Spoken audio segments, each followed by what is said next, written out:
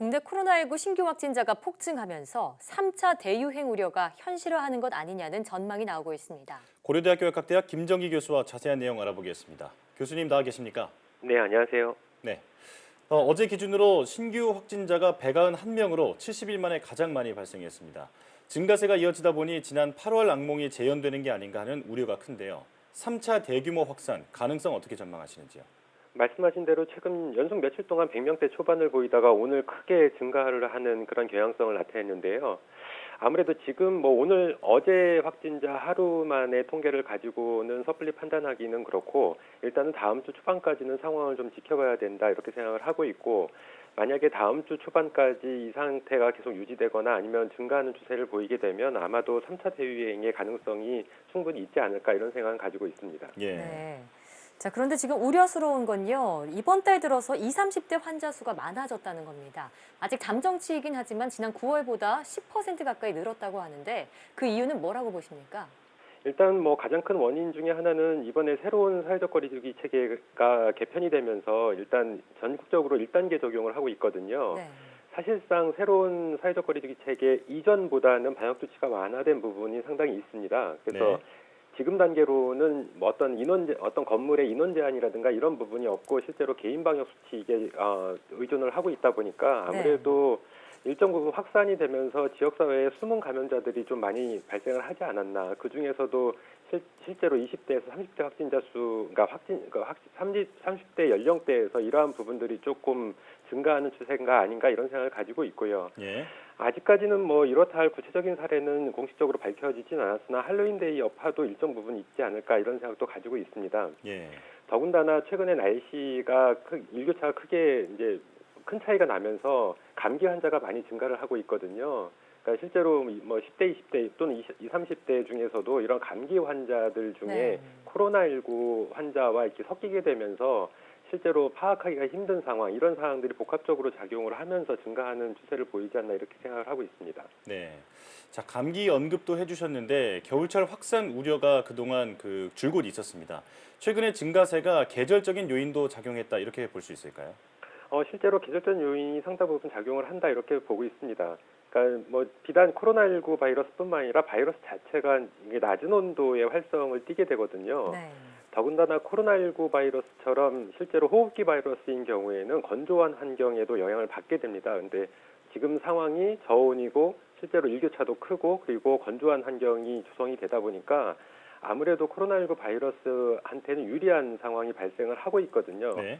그래서 이런 부분들이 실제로 최근에 우리나라뿐만 아니라 일본 그리고 미국이나 유럽 등지에서 크게 확산이 되는 주요한 원인이 아닐까 이렇게 생각을 하고 있고요. 네.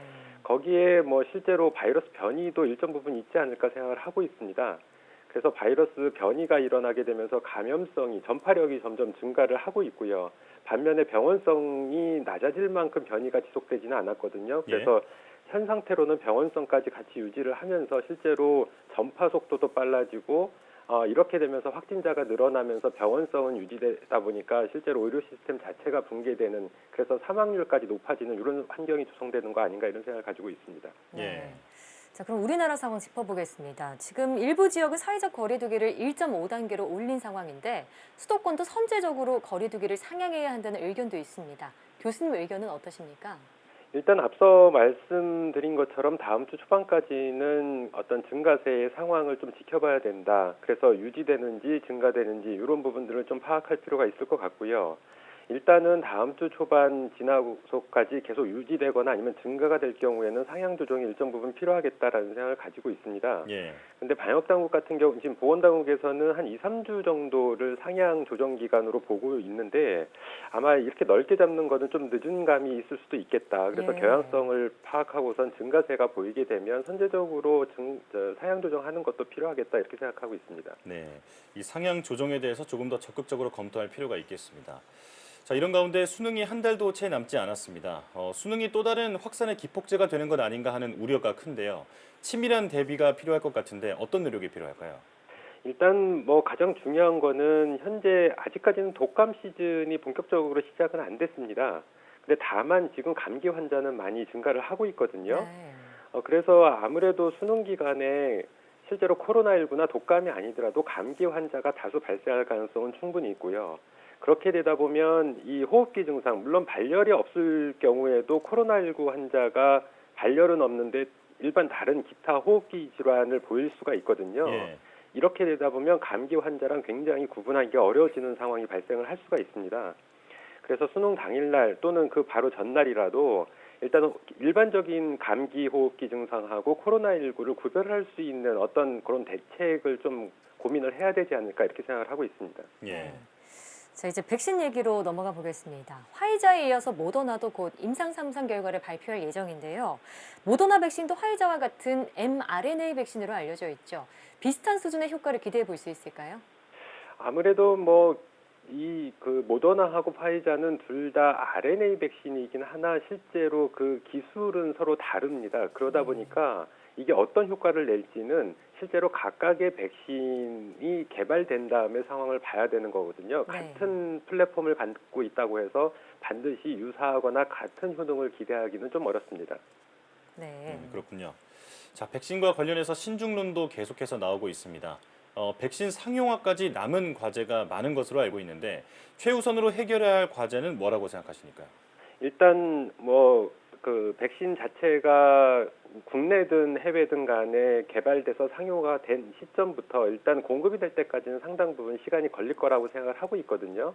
일단 그때까지만은 지금의 상태를 유지하는 게 가장 관건이겠다. 그러니까 최소한 현재 상황을 유지를 하되 이런 상황을 위해서 최선의 노력을 방역적으로 해야 되지 않을까 생각을 하고 있고요. 예. 비단 백신이 개발돼서 상용화된 후에 접종이 이루어진다고 해도 지금과 같은 방역 수칙, 개인 방역 수칙은 한동안은 유지를 해야 된다 이렇게는 보고 있습니다. 네. 백신이 개발되어 접종되기 전까지는 계속해서 개인 방역 수칙을 철저히 지켜야겠습니다. 고려대학교 약학대학 김정기 교수와 함께했습니다. 교수님 오늘 말씀 고맙습니다. 네, 감사합니다.